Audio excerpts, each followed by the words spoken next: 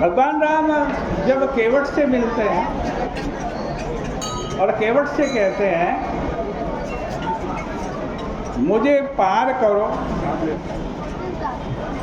और भरद्वाज जी से कहते हैं मुझे मार्ग बतलाइए, तो यह ईश्वर राम बोल रहा है या मनुष्य राम बोल रहा है? और भाई यह ईश्वर की भाषा तो नहीं हो सकती, लेकिन दोनों ने अलग अलग प्रकार का व्यवहार किया। केवट तो ऐसा अनोखा निकला कि जब भगवान राम ने कहा मुझे पार करो, तो बोला महाराज पार करूंगा आपको, लेकिन अपनी शर्तों पर पार करूंगा। केवट कहता भगवान राम,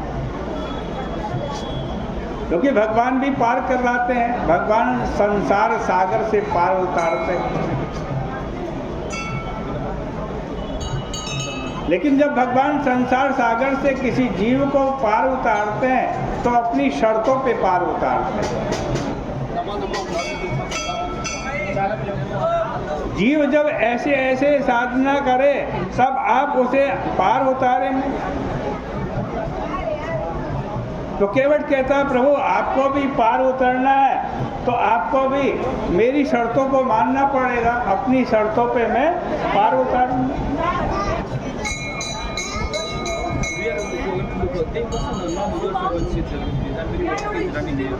वहाँ पर केवट ने कहा कि जब आप मनुष्य बने हैं और आप स्वयं पार करने वाले होकर पार होने के लिए यहाँ आए हैं, तो मैं जैसा कहूँ वैसा कीजिए। और भरद्वाज के प्रसंग में भगवान राम ने जो प्रश्न किया वह मनुष्य जीवन का शाश्वत प्रश्न है। मनुष्य के जीवन में जो जिज्ञासाएं हैं, प्रश्न हैं, वे केवल त्रेता युग के ही नहीं अपितु प्रत्येक युग के प्रश्न हैं। एक तो समस्या पार जाने की है और फिर दूसरा रहस्य भरा प्रश्न होता है भगवान राम का महर्षि भरद्वाज जी से। क्या पूछते हैं कि मैं किस मार्ग से जाऊं, मैं किस रास्ते से जाऊं। ये जीवन का शाश्वत प्रश्न है। सांसारिक स्थान में भी जब हमें कहीं पहुंचना होता है तब ठीक ठीक मार्ग पर चलते हैं तो पहुंच जाते हैं। आगे चलकर भगवान राम इसी क्रम को बढ़ाते हैं। वाल्मीकि से पूछते हैं कि महाराज मैं कहाँ जाऊँ? अस जिय जानी कहूँ सो उठाओ, अस जिय जानी कहूँ जिय कहूँ सो उठाओ, यशोमित्र सहित जहाँ जाऊँ, यशोमित्र सहित जहाँ जाऊँ। प्रभु का अभिप्राय था कि मार्ग का पता तो चल गया, पर मेरे जीवन का लक्ष्य क्या है, मैं कहाँ पहुँचूँ, यह भी तो बताइए। केवट ने प्रभु से प्रेम वाला व्यवहार किया, उसने लीला का पूरा निर्वाह किया। बोला लीला में जब आप मनुष्य बने हैं तो अब ईश्वरत्व मत दिखाइएगा, मनुष्य के समान आचरण कीजिएगा। भरद्वाज और वाल्मीकि दोनों ज्ञानी हैं। भरद्वाज से जब भगवान राम ने पूछा कि मैं किस मार्ग से जाऊं, जीवन में सही मार्ग कौन सा है, इसका तात्पर्य है कि भगवान राम एक मनुष्य की भांति पूछ रहे हैं कि उचित मार्ग कौन सा। परंतु भरद्वाज आश्चर्य से भगवान का मुख ताकने लगे और खूब हंसे। भगवान राम ने पूछा, महाराज मेरा प्रश्न कोई गलत था कि जिससे आप हंस रहे हो? भगवान बोले, ऐसा विचित्र प्रश्न, वो बोला, ऐसा विचित्र प्रश्न तो मैंने सुना ही नहीं। भरद्वाज जी ने पूछा, वो पूछ रहे हैं, प्रभु जैसा प्रश्न पूछ रहे हो वैसा विचित्र प्रश्न किसी ने नहीं पूछा, क्योंकि ईश्वर मुझसे पूछ रहा है कि किस मार्ग से जाऊं। किंतु भाई कहाँ जाना है यह तो बताइए। आपने यह तो बताया ही नहीं कि आपको जाना कहाँ।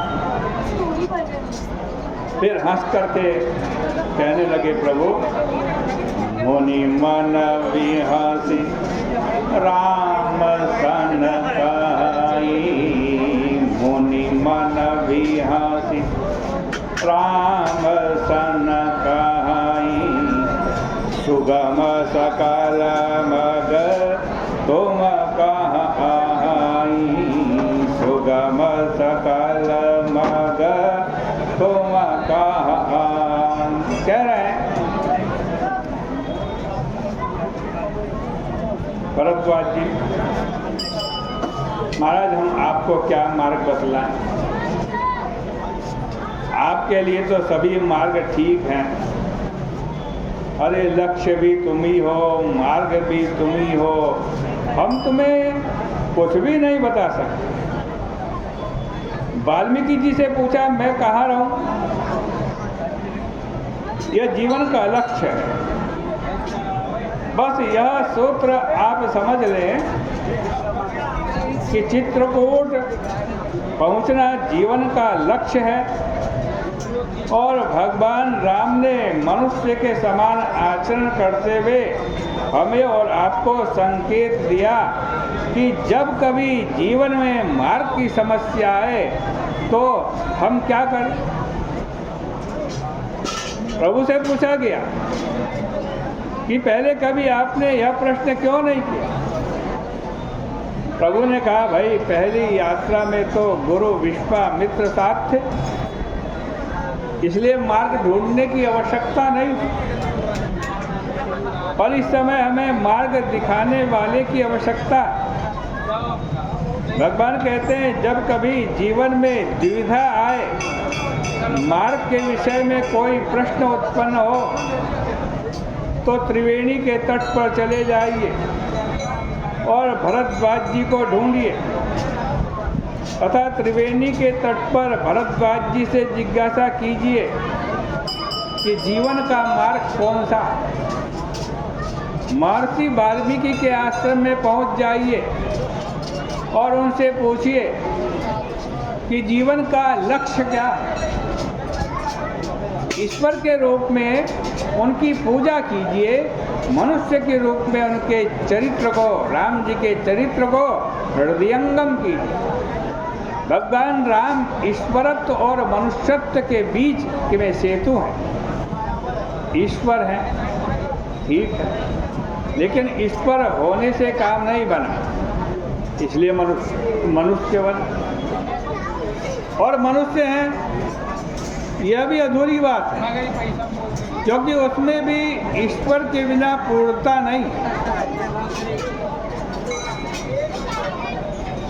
ये प्रसंग जो आपके सामने चल रहा है, ये बड़ा अनोखा प्रसंग है। भगवान में और तत्वज्ञ मुनि में जो मीठा वार्तालाप हुआ इस प्रश्न को लेकर, तथा इसका जो समाधान दिया, उसकी चर्चा कल के प्रसंग में आपके सामने करेंगे। आज की चर्चा का ही विराम करते हैं। बोले सियापति रामचंद्र भगवान की।